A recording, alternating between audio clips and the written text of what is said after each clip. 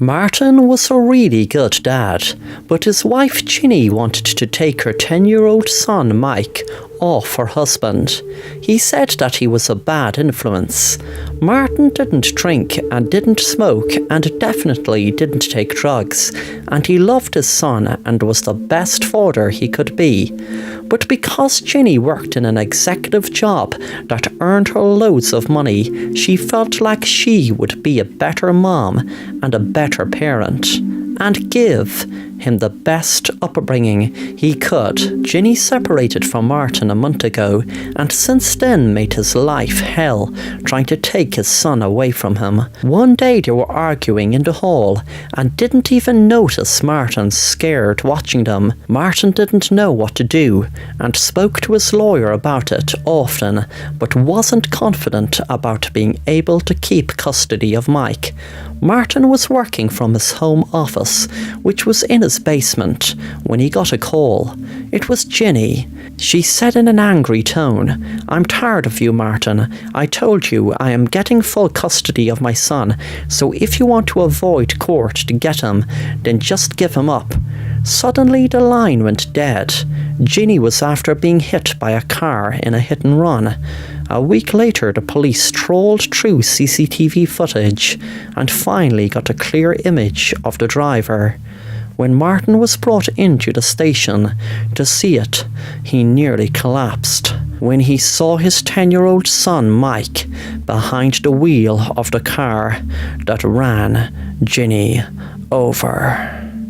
Thanks for watching The Assassin Rapper, and if you want to stay up to date on new content, then please subscribe and be sure to hit the bell to be notified on new content.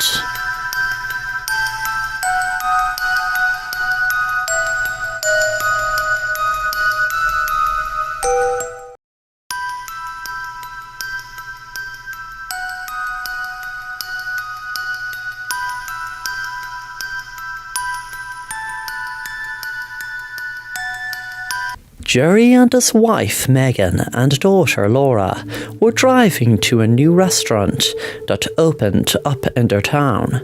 The restaurant was right in the centre of town, and the drive was about 20 minutes.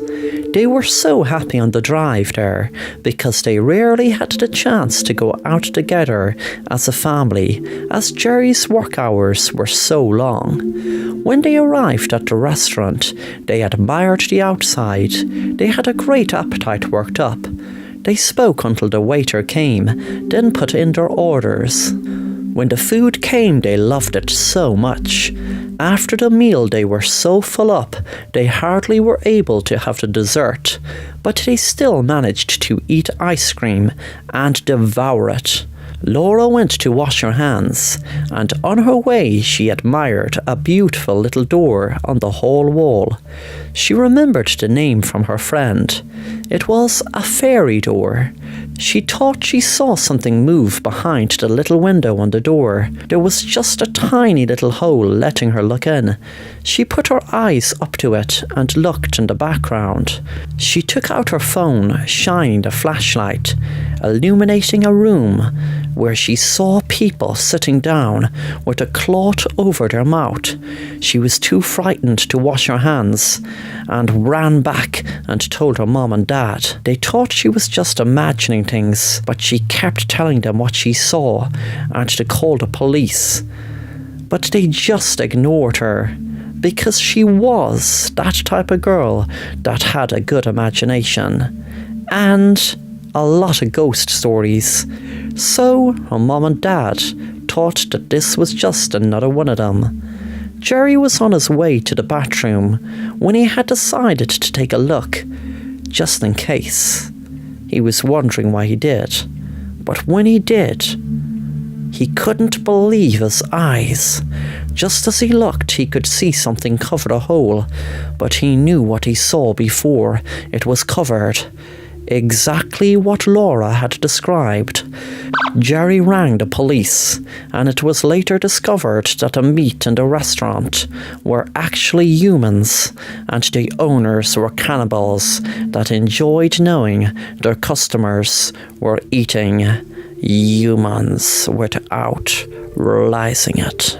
The whole town were shocked when they realised that the Bane clan were actually killing humans and cooking them to serve the customers. It was right under their eyes, even in the name, as Bane clan was an anagram for the cannibal.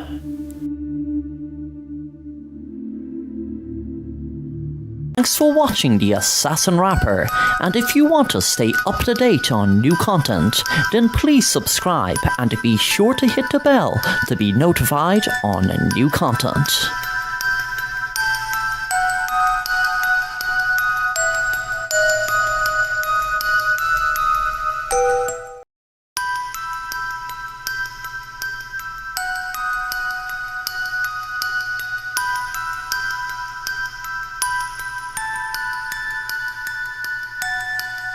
Brooke used to have a problem sleepwalking. She would love if she knew she could just sleep and stay asleep in bed, but unfortunately she sleepwalked and did very strange things while sleepwalking.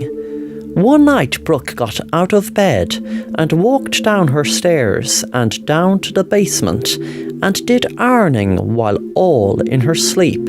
Another night Brooke was driving for a few miles all in her sleep. Brooke was very lucky to have not have crashed her car. The thing is with sleepwalking is you should never wake anyone up from sleepwalking, because if you do, they will more than likely suffer confusion arousal. You might put them in more danger if you do wake them up.